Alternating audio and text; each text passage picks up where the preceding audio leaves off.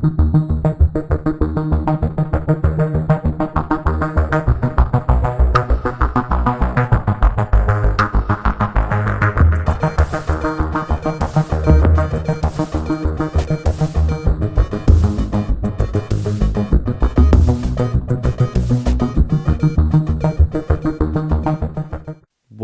to the whirlpool of the unsolved. I'm your host, Frank. Thanks for tuning in. Here I talk about unsolved cases, mysteries, unsolved crimes, and more, from some of the most popular cases known to the ones that aren't really spoken much about.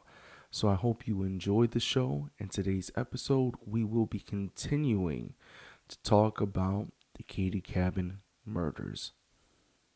So, welcome back to part two of the keddie-cabin murders. If you haven't listened to part one, make sure you check it out before continuing to listen to this, because here we're going to be talking about in part two the investigation and some of the evidence and additional facts that I found, if any.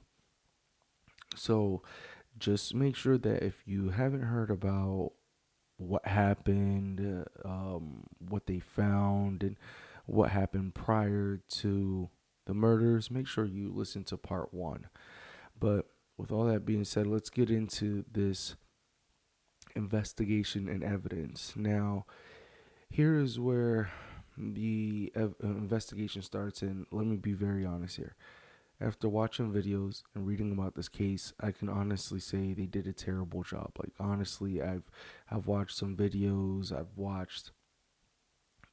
read some articles. There was a lot that I kind of looked into when it came to this case. And let me be very, very honest with you. Um, it was a terrible job. A lot of people in general believe that there was some sort of cover up. In my opinion, to be very honest, I think in some way there was some sort of cover up. And that's the truth. And it's because of everything that happened after the murders.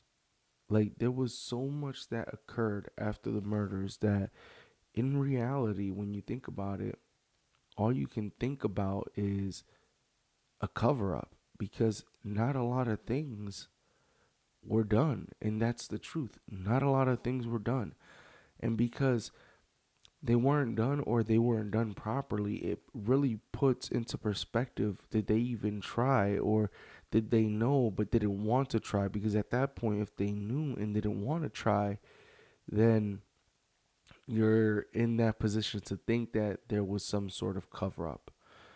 Um, excuse me. But then again, with all these cases that I've spoken about, seem to just be completely botched. You know, a lot of these cases that we've spoken about so far in this show, we see a lot of botched cases. And when I say botched, I mean you have a whole bunch of them that are super botched. Like the Sims family murder, that was super botched. We just did the Sauter family fire, that was super botched. Like, these are cases that are botched, and that aren't really done correctly or investigated correctly. And this one feels a little bit like that, but then again, it just feels a little off as well. In this case, I believe it's the first of the two, but why would a case like this be covered up? I have no idea. I have my opinions clearly, and we'll talk about that later on. So I really believe it's more of a cover up than a botched case, honestly, when it comes to this case. And you'll see why later on with more information, with all those things, because when we get into this, you'll see that there's just some things that don't make sense at all. When I say at all, I mean at all. But now we know everything that happened prior to the murders, and we now know how gruesome and evil the murders were. Honestly, if you haven't, and I'm going to repeat this, if you haven't heard part one, make sure you hear part one, because um, Excuse me.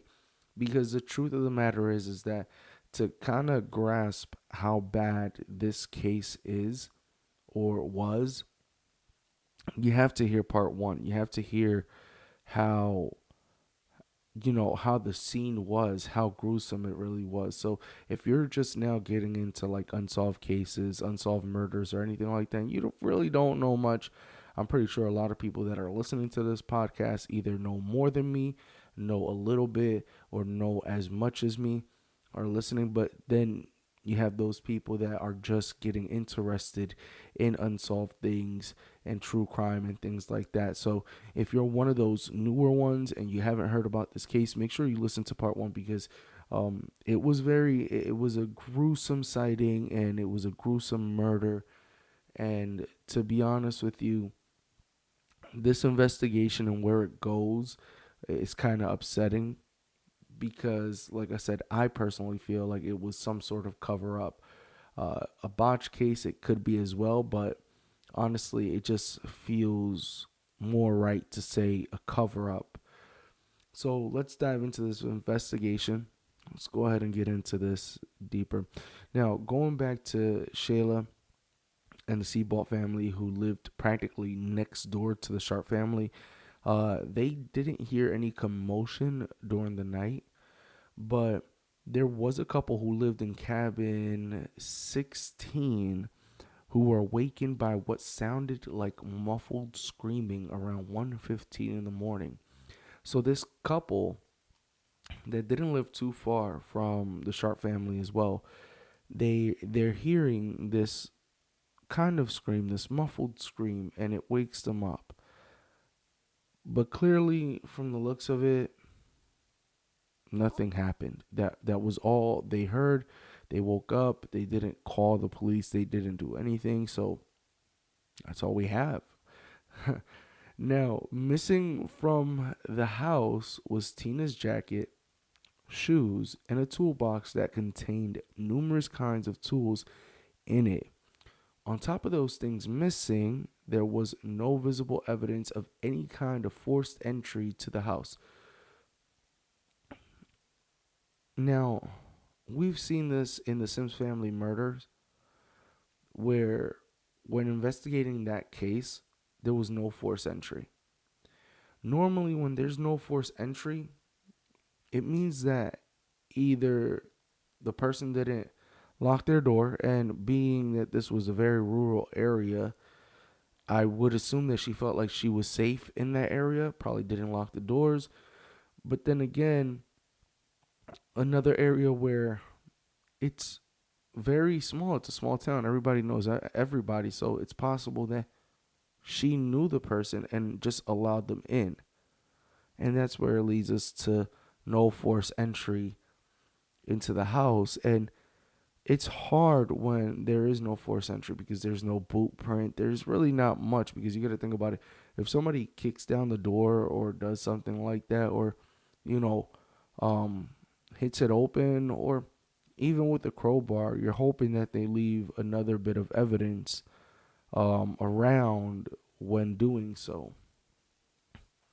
One of the scary things here is that the house phone had been taken off the hook and the cord was cut off from the outlet, as well as the drapes were closed. To me, honestly, that's just scary, knowing that in reality, there's nothing you can actually do. You can't call out, and nobody can look into see what is happening. That's just a scary thought to me, at least. You got to think about how scary that is. Somebody unhooks the phone and tears the wire, the phone line, from the outlet, and closes the drapes. I don't know if this was before the murders or after the murders, but I'm pretty sure the phone situation was before the murders. Now, back in those times, you didn't have cell phones. So because you didn't have cell phones, you had a home phone, and that was basically your blanket of security in case of an emergency like this. Now you don't have that. And now that you don't have that, you're living almost in fear, because you got to think about it. who can you call? Who can you reach out to? And at this point, I'm pretty sure whoever it was that did these horrendous crimes, or, if there was two or one, at this point, I'm pretty sure they already had them bound, uh, or, already had them scared enough that they wouldn't react or move. But that's just a scary thought, at least to me. Now, this is where it gets a bit strange. To be totally honest, and you'll see as we continue to go down this investigation and talk more about suspects. Now, Martin Smart, a neighbor as well as the father of Justin Smart, who was a friend of the kids of the Sharp family, as well as a main suspect in this case. So, Martin Smart, that's the person that kind of gets me, because watching these videos and reading into these things, it really leads me into believing that it was Martin Smart. I mean, like, everything almost ties in well when it comes to Martin Smart, and you really feel like it's Martin Smart. But I'll let you be the judge of that. Okay. He claimed that a claw hammer had just disappeared and gone missing from his home. Now, I'm not I'm not going to continue too much with this, but I do want to put a side note. If you remember in part one of the weapons that were apparently used, now you have Martin, who is claiming that his claw hammer, just disappeared and went missing out of nowhere. So come on, we can put two to two together. I'm pretty sure all of us can. So that's just strange if you ask me personally. That is personally just strange. How does a hammer just automatically disappear? And I want you to know that, because that's just weird that you're admitting to this, but it's like, how does a hammer just disappear? I don't know. That's just my whole thing. Which, you know, keep in mind, a hammer was used in the murder, and they believed it was either a hammer or hammers. Plumas County Sheriff Sylvester Thomas, who was over the case, later admitted that Martin had given them endless clues. These are his words, endless clues, in the case that seemed to throw the suspicion away from him. Those are his words again. They're in quotation. Those were honestly the sheriff's words. My whole thing is, if you're smart enough and he's giving you endless clues and throw suspicion away from him, don't you think that that means that you need to actually stay on him? If he's pushing you away from him, and I'm pretty sure any one of us has had a feeling when you're having a conversation with somebody and things like that, where the conversation kind of takes a little turn, and you're feeling not so, how can I say, you feel like the conversation needs to end, the person doesn't want to talk to you anymore, type of thing, or they don't want you to know something. Like, we've all had those feelings before. So my whole thing is, how couldn't this detective kind of figure that out and keep his main focus on him? Because at this point, he's giving you endless clues, and nobody else seen anything, to be honest, if you really think about it, besides one neighbor in cabin 16 that heard what she believed was muffled screams. But you didn't have the Seabolds that didn't hear anything. And then this guy apparently has a whole bunch of things to say, and he's also lost his hammer, which coincidentally was one of the weapons that were used in the murders. Like I said, you could put two to two together. That's not that hard. Okay? Now, clearly they didn't just interview the Smarts.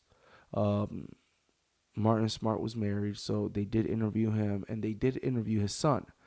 The detectives as well interviewed other locals and neighbors, including the Seabolt family. So remember, the Seabolt family was the family that Shayla was staying at, the house that Shayla was staying at, which they recalled seeing a green van parked at the Sharps house around 9 o'clock p.m. Now, this is where it kind of gets a little bit more confusing. And this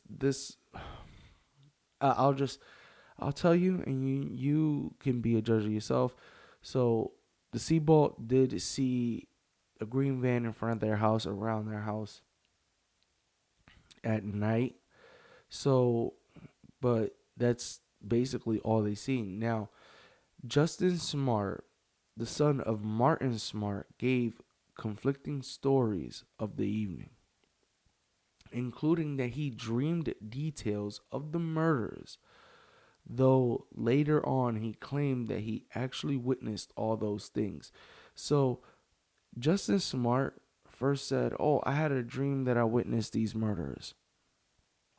So you're going from from dreaming that you're witnessing, that you've seen what happened, to now all of a sudden saying, "Hey, no, actually I wasn't sleeping. I actually seen all of it."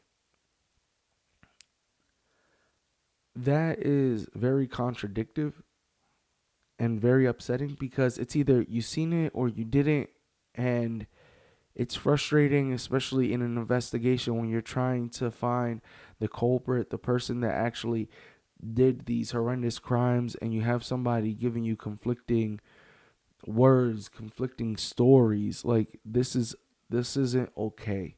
And the worst part is that this is the son of Martin Smart, who clearly has given so many clues to these sheriffs and officers, and has pushed has pushed this whole entire investigation off of him. Now you have his son that's saying, "Hey, I did witness it." So this is like killing me, because easily Martin can tell his son, "Hey, I want you to say this, is that, and the third," just so they don't think it's me. And it's possible, very, very possible. Children are willing to do anything for their parents a lot of times, even if, you know, they've done something bad, especially as young as Justin was, because if I'm not mistaken, Justin was a lot younger than Dana, because Dana and John, they were teenagers, and Justin was a kid, as well as I think it was Greg, Rick or Greg. They were the younger of the siblings. So Justin was around their age. So like I said, if daddy tells you to say something 9 out of 10 times, you're most likely going to say something. At that age, I think they were like 6 or 7, or in that age range. So at that age range, you're looking up to daddy. If daddy tells you something 9 out of 10 times, you're going to say something. Or even if daddy tells you that he'll hit you if you don't do it, clearly with the work of fear, you're going to do it. So at some point under hypnosis, he claimed to have awakened to sounds coming from the living room while asleep in the bedroom with Rick and Greg. He also said that when investigating these sounds, he saw Sue with 2 men. One with a mustache and short hair, the other was apparently clean shaved with long hair, and both of them wore glasses. According to him, John and Dana then entered the house and began arguing with the men. That argument led to a fight, after which Tina entered the room and was taken out through the back door of the cabin by one of the men. Listen, this is under hypnosis. This is under hypnosis. This is a story under hypnosis. And let me tell you something. This is very detailed and almost scripted. It really feels almost scripted. And to be very, very honest with you, it's upsetting, because I get it. If you're a kid, you're going to be scared to run out or whatever the case may be. But at some point, the first thing that should have came out of your mouth was those things. And in this case, it didn't feel like that. You had the father that was interviewed first, and the father is pushing this investigation away from him. And then you have his son, who is now, having conflicting stories that he dreamt about it. No, it wasn't a dream, it was real. And then it's very specific. Very specific. Now, based on Justin's description of the two men, they had a composite sketch of the two unknown men. Who sketched these pictures was Harlan Embry. Now, this is the worst part about that. This man had no artistic abilities or has ever been trained in forensic sketching. So this is literally, in other words, a noob. And if you don't know what that word is, it's just a new person in general. And this person didn't know anything. So in other words, they had someone that didn't know much about anything when it came to forensic sketching do the sketches. Yep. So you have somebody that has never done this do this. Well, I'm not going to say never, because he has done it before, and we'll talk about that. As well as having this person do the sketches, we never got the reason for using him to do so. So not only did they use him, but they didn't give a reason for using him, which is kind of upsetting, when in reality they had access to the DOJ's and FBI's top forensic artists, allowing this man who had volunteered for the Reno PD to take the job. So this man had volunteered previously in prior cases with the Reno PD, and they just allowed him to do the composite sketches when they had access to DOJ's and FBI's top forensic artists. It honestly makes no sense whatsoever. And that's the truth. And you probably agree with me, that makes no sense whatsoever. You have somebody that can barely sketch, that has no experience, just by volunteering. That's not considered experience. And God knows how many sketches he's botched or how many sketches he's done. And then you have these best sketchers, forensic sketchers that went to school specifically for this at their disposal, and nothing. They decide to go with this person. See, those are things that upset me. In the press release after the sketches were done, the suspects were described as being in their late 20s to early 30s. One stood between 5'11 to 6'2 with dark blonde hair. The other man was said to be 5'6 to 5'10 with black greased hair. And both wore golden framed glasses. Keep in mind, this is all from Justin Smart. So, I'm being very, very honest with you. There's probably a lot of people that probably won't agree with me when it comes to this, but nonetheless, I'm just saying it because, honestly, this is how I feel. I wouldn't have taken in much of what Justin Smart said, because in reality, the way I look at it is that the truth is, you have your father that's pushing the investigation away. And the sheriff admittedly is admitting that he felt like he was pushing the investigation away. So knowing this, and then his son coming out of nowhere saying that, hey, I had a dream. No, it wasn't a dream. I witnessed what happened.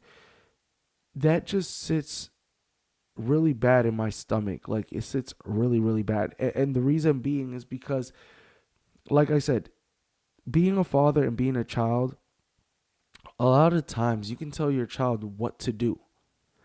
And this could be one of those cases, and we just don't know. Clearly, we don't know what happened in the Smarts family home after this crazy crime happened. These murders happened. We don't know what happened, but there is so much more when it comes to this case and how Martin Smart is actually involved. And then you got Justin Smart, who all of a sudden is saying, hey, I've witnessed this, and this is how they look. But he didn't say anything in the very beginning. Yes, it can be that he was scared or whatever the case may be. But at the same time, the fact that when I look at the time frame, and the time that he speaks up and he talks about, I've witnessed these guys. These guys look like this. These guys took, they took Tina and they went out through the back and all this stuff. To be very honest with you, is very frustrating to me that the sheriffs couldn't put one and one together and realize that there's possibly something heavily with the Smart family. And to be honest with you, I thought that this was gonna be a two part episode, but from the looks of it, we're gonna have to run it to 3 parts. So just be aware that next week the third part will be coming out. It's probably gonna be a shorter part, but regardless of what, it's not gonna fit all in this episode, and that's the God honest truth with as much as I have left.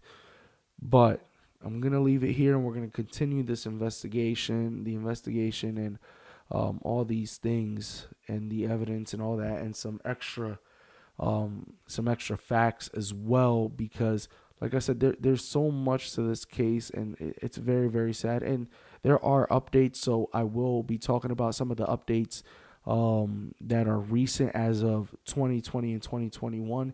So if you want to know those things, just make sure that you're paying attention, and part 3 will be out next week, and that should technically be the last episode.